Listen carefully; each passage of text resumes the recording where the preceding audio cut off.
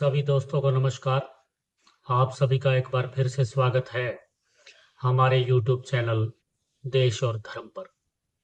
कहते हैं मृत्यु का समय, स्थान और विधान निश्चित। मृत्यु अटल है और मृत्यु से आज तक कोई भी नहीं बच पाया है, चाहे वो मानव शरीर में अवतार लेने वाले स्वयं नारायण ही क्यों ना हो। इसी पर आधारित है हमारी ये आज की बहुत ही प्रेरणादायक कथा। आइए श्रवण करते हैं वो कथा कि जब मृत्यु ने अयोध्या की दहलीज में कदम रखा तो कैसे एक वानर के तेज ने काल को भी हरा दिया और एक अंगूठी ने काल और समय का रहस्य खोल दिया।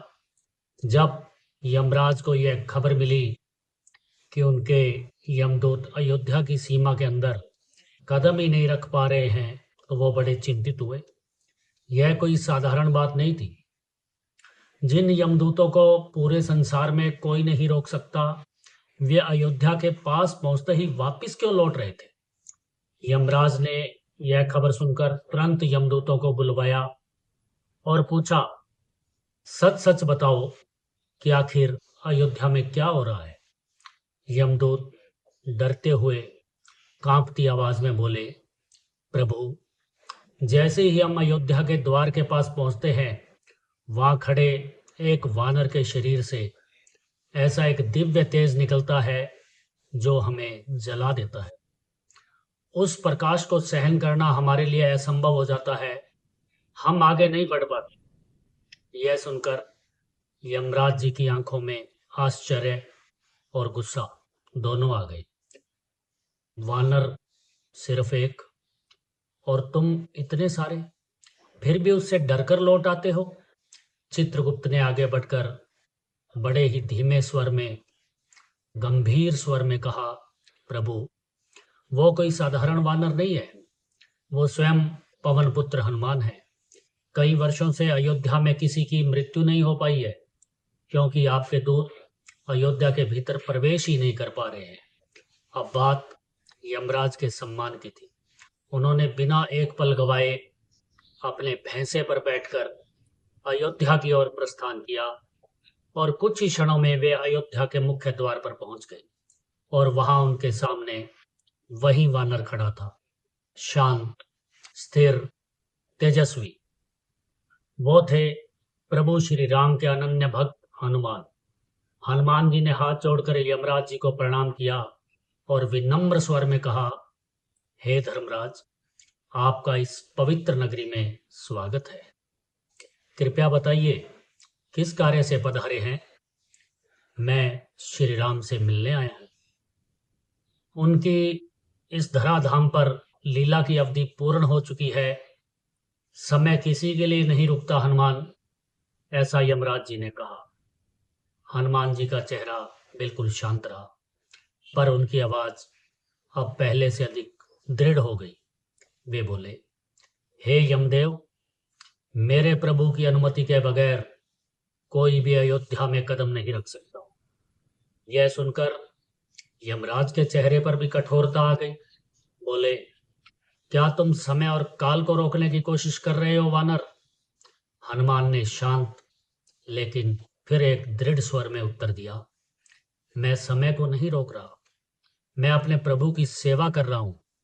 अब बात केवल संवाद तक सीमित नहीं रही। यमराज ने अपना भयानक यमदंड उठा लिया। आकाश में गर्जना गूंज उठी। उसी क्षण दोनों के मध्य युद्ध आरंभ हो गया। यमराज ने प्रचंड गर्जना की और पूरे बल से हनुमान जी की ओर प्रहार किया, लेकिन हनुमान जी तनिक भी विचलित नहीं हुए। उन्होंने अपनी गदा घुमाई और यमराज के वार को रोक दिया। दोनों दिव्य अस्त्र आपस में टकराए तो ऐसी भयानक ध्वनि हुई कि दशों दिशाएं गूंज उठी, मानो पूरा ब्रह्मांड एक पल के लिए थम गया। अब यमराज ने दूसरा वार किया। इस बार अपनी विशाल गदा से जो उन्होंने वार किया वो प्रलय के समान था, पर हनुमान जी ने उसे भी रोक लिया। जब दोनों गदाएं टकराई तो यमराज की गदा टूटकर बिखर गई। क्षण भर के लिए यमराज जी भी चौंक गए। उन्हें ऐसे प्रतिरोध की बिल्कुल आशा नहीं थी। उन्होंने तुरंत अपनी तलवार निकाली और पूरी शक्ति से हनुमान जी की ओर चला दी। तलवार बिजली की तरह चमकती हुई हनुमान जी की ओर बढ़ी, लेकिन जो हुआ वो किसी ने सोचा भी नहीं था। हनुमान जी ने हवा में ही उस तलवार को पकड़ लिया। फिर उन्होंने अपनी मुट्ठी कसी। अगले ही पल यमराज जी की वो दिव्य तलवार टुकड़ों में बंटकर नीचे धरती पर गिर पड़ी। अब यमराज के मन में पहली बार चिंता की लहर उठी। क्रोध, अपमान और चुनौती, तीनों भाव उनके भीतर उमड़ रहे थे। उन्होंने अपना सबसे शक्तिशाली अस्त्र उठाया, यमदंड। यह वही दंड था जिसके सामने देवता भी कांपते थे। यमराज ने पूरी शक्ति से यमदंड को हनुमान जी की ओर चलाया। यमदंड आग की लपटों के समान आगे बढ़ रहा था। उसे अपनी ओर आता देखकर हनुमान जी के नेत्र अग्नि के समान चमक उठी। उन्होंने तुरंत अपना आकार बढ़ाना शुरू कर दिया।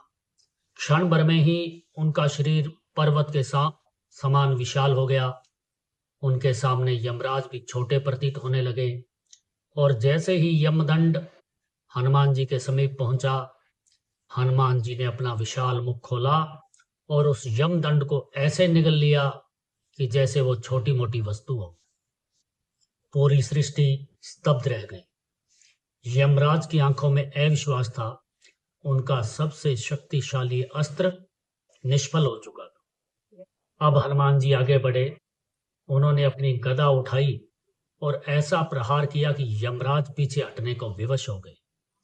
यद्यपि हनुमान जी का वो प्रहार घातक नहीं था, पर चेतावनी था। यमराज घायल हुए। पहली बार मृत्यु स्वयं पराजय का अनुभव कर रही थी। अपनी स्थिति समझते हुए यमराज युद्ध भूमि से पीछे हट गए और कुछ ही क्षणों में वे यमलोक वापस लौट गए। जब यमराज घायल अवस्था में यमलोक पहुंचे तो वहां सन्नाटा छा गया। यमदूत स्तब्ध खड़े थे। किसी की हिम्मत नहीं हो रही थी प्रश्न पूछने की। पर सबके मन में एक ही सवाल था कि जिसके नाम से काल भी कांपता है, उसे किसने पराजित किया। यमराज मौन थे, पर उनके भीतर एक अग्नि जल रही थी। यह केवल हार नहीं थी, यह उनके अधिकार क्षेत्र को चुनौती थी। उन्होंने मन ही मन निश्चय किया कि वे फिर अयोध्या लौटेंगे। उधर कुछ समय बीत गया। एक दिन हनुमान प्रभु श्री राम जी के चरण दबा रहे थे। अयोध्या का राजमहल शांत था। श्री राम सिंहासन पर विराजमान थे, गहरे विचार में डूबे हुए थे। उनकी उंगलियों में पहनी अंगूठी पर प्रभु श्री राम की नजर टिकी हुई थी। अचानक वो अंगूठी भगवान श्री राम की उंगली से फिसल गई। सबके सामने वो अंगूठी भूमि में बने एक छोटे से छेद में समा गई। श्री राम ने तुरंत कहा, हनुमान, मेरी अंगूठी नीचे गिर गई है, उसे जल्द लेकर आओ। आदेश मिलते ही हनुमान जी ने एक पल की भी देर नहीं की। उन्होंने तुरंत अपना रूप सूक्ष्म किया और उस छेद के भीतर प्रवेश कर गए। हनुमान जी तेजी से नीचे की ओर बढ़ने लगे, पर यह क्या, अंगूठी उनसे आगे आगे जा रही थी। हनुमान जी पूरी शक्ति से दौड़ रहे थे, पर अंगूठी उनसे और अधिक दूर होती चली जा रही थी। उन्होंने अपनी गति और बढ़ा दी। वे पृथ्वी के अनेक भागों से गुजरे। ऐसा लगा मानो वो पूरी धरती का चक्कर लगा रहे हों। फिर भी अंगूठी की गति हनुमान जी की गति से बहुत अधिक थी। हनुमान जी के मन में प्रश्न उठने लगे, यह कैसी लीला है? क्या यह कोई परीक्षा है? क्या प्रभु कुछ संकेत देना चाहते हैं? उधर इसी समय अयोध्या में यमराज ने दूसरी बार प्रवेश किया। इधर अंततः हनुमान ने देखा कि वो अंगूठी सुमेरु पर्वत के भीतर स्थित एक गहरी गुफा में जा गिरी। वो तुरंत उस गुफा के पास पहुंचे। गुफा के बाहर एक वानर बैठा था। उसने हनुमान जी को रोकते हुए पूछा, कौन हो तुम? हनुमान जी ने शांत स्वर में उत्तर दिया, मैं हनुमान हूं। यह सुनते ही वो वानर हंस पड़ा, इतने छोटे और दुर्बल, तुम हनुमान हो? असली हनुमान तो गुफा के भीतर हैं। यह सुनकर हनुमान जी स्वयं चकित रह गए। उन्होंने भीतर जाने की अनुमति मांगी। अनुमति मिलते ही वे गुफा के अंदर प्रवेश कर गए। जैसे ही हनुमान जी गुफा के अंदर पहुंचे, उन्होंने एक दिव्य प्रकाश से भरा वातावरण देखा। वहां एक विशाल, अत्यंत तेजस्वी हनुमान विराजमान थे। उनका स्वरूप पर्वत के समान था। उन्होंने मुस्कुराते हुए कहा, स्वागत है पवन पुत्र, तुम किस काम से आए हो? हनुमान जी ने पूछा, आप कौन हैं और हम दोनों हनुमान कैसे हो सकते हैं? उस विराट स्वरूप ने उत्तर दिया, मैं पिछले कल्प का हनुमान हूं और तुम इस कल्प के हनुमान हो। हनुमान जी स्तब्ध रह गए। मैं अपने प्रभु की अंगूठी लेने आया हूं, वो यहां गिरी है। विराट हनुमान ने एक और संकेत किया। हनुमान जी ने देखा, वहां अंगूठियों का एक विशाल ढेर पड़ा था। असंख्य अंगूठियां, जिधर दृष्टि जाए उधर अंगूठियां। विराट हनुमान बोले, जब जब धरती पर श्री राम अवतरित होते हैं, लीला पूर्ण होने के समय वे अपने हनुमान को अंगूठी लेने भेजते हैं। एक अंगूठी इस लोक में आती है और फिर दो हो जाती है। एक हनुमान अपने साथ ले जाते हैं, दूसरी यहीं रह जाती है। हनुमान जी ने आश्चर्य से पूछा, तो क्या यह सब बार बार होता रहा है? उत्तर मिला, समय अनंत है, राम अवतार भी अनंत है, तुम केवल एक चक्र के साक्षी हो। हनुमान जी की आंखें भर आई। उन्हें समझ आने लगा कि यह केवल एक अंगूठी की खोज नहीं थी, यह तो समय के अनंत चक्र का बोध था। उधर अयोध्या के द्वार पर यमराज दूसरी बार पहुंच चुके थे। इस बार वातावरण पहले जैसा नहीं था। जैसे ही वे हनुमान को पुकारने वाले थे, उसी क्षण आकाश से एक दिव्य वाणी गूंजी, हे धर्मराज, प्रभु श्री राम आपकी प्रतीक्षा कर रहे हैं। हनुमान के लौटने से पहले आप महल में प्रवेश करें। श्री राम ने उन्हें सम्मान पूर्वक आसन दिया। दोनों आमने सामने बैठे। यमराज ने गंभीर स्वर में कहा, प्रभु, हमारा संवाद अत्यंत गोपनीय है। इसे ना तो कोई सुने और यदि कोई सुन ले तो उसे मृत्यु दंड देना होगा।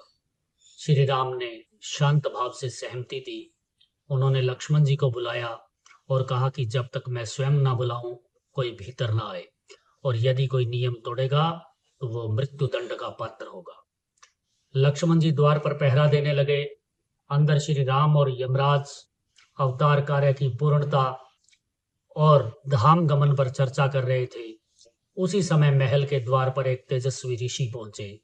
वो थे महर्षि दुर्वासा। उन्होंने लक्ष्मण से कहा, मुझे तुरंत श्री राम से मिलना है। लक्ष्मण जी ने बड़ी विनम्रता से उत्तर दिया, इस समय प्रभु किसी से नहीं मिल सकते। यह सुनते ही दुर्वासा का क्रोध भड़क उठा। उन्होंने चेतावनी दी, यदि मुझे रोका गया तो मैं पूरी अयोध्या नगरी को श्राप दे दूंगा। अब लक्ष्मण जी धर्म संकट में पड़ गए। एक और प्रभु का आदेश, दूसरी ओर पूरी अयोध्या का विनाश। क्षण भर में उन्होंने निर्णय लिया। वे भीतर चले गए। जैसे ही लक्ष्मण प्रभु के कक्ष में पहुंचे, यमराज जी तुरंत अंतर्ध्यान हो गए। नियम भंग हो चुका था। श्री राम समझ गए, अब धर्म की मर्यादा निभानी थी। लक्ष्मण जी ने बिना एक शब्द बोले दंड स्वीकार कर लिया। उन्होंने अयोध्या की पावन धरती को प्रणाम किया और सरयू नदी के तट पर जाकर जल में प्रवेश किया और अपनी देह त्याग दी। इधर गुफा में समय का रहस्य जानकर हनुमान जी अपनी अंगूठी लेकर लौटे, पर जब तक वे अयोध्या पहुंचे, वातावरण बदल चुका था। श्री राम सरयू के तट पर खड़े थे। सभी अनुयायी उपस्थित थे। प्रभु के धाम गमन का समय आ चुका था। हनुमान जी ने सब कुछ जान लिया। क्षण भर के लिए उनके हृदय में यमराज के प्रति रोष उठा, पर अगले ही पल वे शांत हो गए। उन्हें समझ आ गया कि यह सब प्रभु की ही योजना थी। श्री राम ने हनुमान जी को अपने पास बुलाया, मधुर स्वर में कहा, हनुमान, तुम पृथ्वी पर रहो जब तक मेरा नाम रहेगा। तुम अजर अमर रहोगे। जहां राम कथा होगी वहां तुम उपस्थित रहोगे। हनुमान जी ने प्रभु के चरण पकड़ लिए। हनुमान जी की आंखों से आंसू बह रहे थे। श्री राम सरयू में प्रवेश कर गए। अवतार लीला पूर्ण हुई। कहते हैं उस दिन मृत्यु भी समझ गई कि भक्ति के सामने उसका अधिकार सीमित है। काल सबको ले जाता है, पर सच्ची भक्ति को नहीं। इसीलिए हनुमान आज भी जीवित है। जहां जहां राम का नाम, वहां वहां हनुमान। अगर आपको यह प्रसंग मूल्यवान लगा हो तो इसे लाइक करें, अपने परिवार और मित्रों के साथ जरूर शेयर करें, और ऐसे ही अन्य आध्यात्मिक गहराइयों को जानने के लिए हमारे इस YouTube चैनल को सब्सक्राइब करें और कमेंट में जय बजरंगबली, जय श्री राम लिखें। नमस्कार।